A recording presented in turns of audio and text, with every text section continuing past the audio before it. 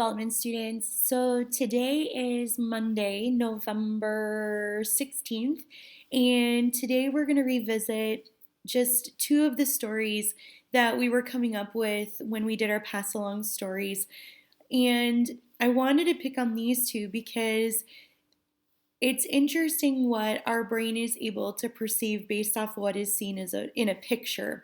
So obviously we know that the connections that we've made, the wiring that's already there is helping us to formulate our stories about these people. And what was interesting is that the picture that you see here, as well as the picture you see here, it's the same person, but yet the stories are so different. So I just wanted to share these one more time in case you didn't get a chance to see them, but also knowing now that it's the same person in these pictures, it's interesting to see just how different our stories are.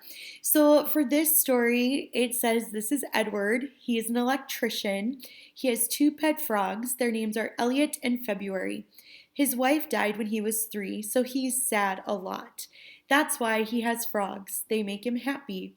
Elliot is 4 months old and February is 3 months old. They would make a power couple unlike Edward because his wife died when he was 3. Hashtag rest in peace, Edward's wife. He works a lot and he doesn't go out much. He likes to watch movies and sometimes takes his frogs to them. He likes to golf and he also likes to play tennis. He also enjoys camping. He eats ice cream and chips daily. That's why he's super skinny. His favorite flavor of ice cream is mint chocolate chip, and his favorite chip flavor is barbecue. He loves to kidnap frogs because that's his favorite animal. Whenever he sees any frogs outside, he puts them in a container to take home and then puts them in the frog tank with the rest of them. All of the frogs are friends now. One day, he took one to go play tennis with him, and then he hit him on accident and he died. It's okay, because then he kidnapped a new one to make him happy. Moral of the story is Edward is happy, skinny, and loving life. The end. And I absolutely loved the pictures of the frogs you found with their little hats. They're very adorable.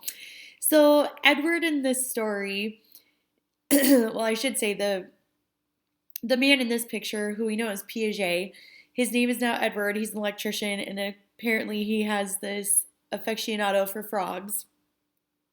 Compare that to Piaget's picture here. So again, it's the same exact man, it's just different pictures of him.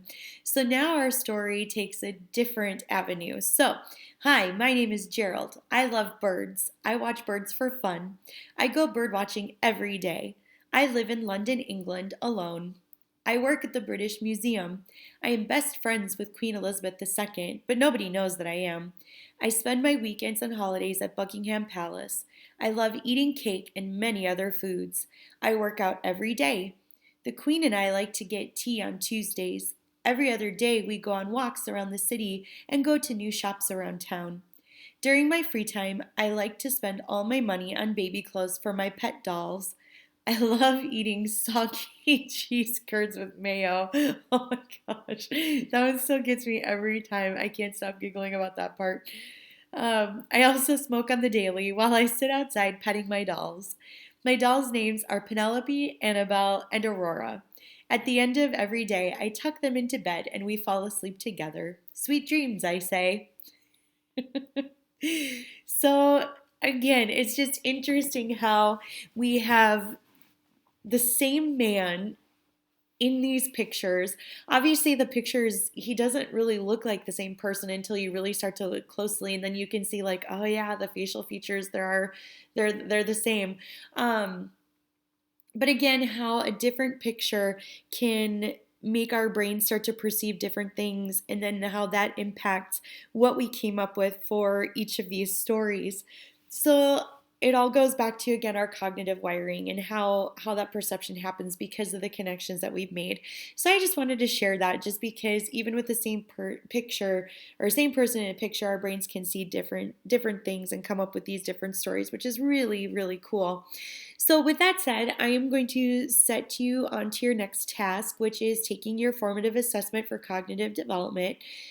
Please be sure when you're answering your questions, you explain yourself thoroughly because one word answers for these questions are not going to cut it. So, if you put just one word, it's likely to be counted wrong, and then you're going to have to do that question again for your summative.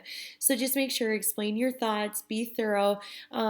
If that means like phrasing, you want to do bullet points where you explain yourself, that's totally fine. But again, like I said, one word answers, it's not going to do it.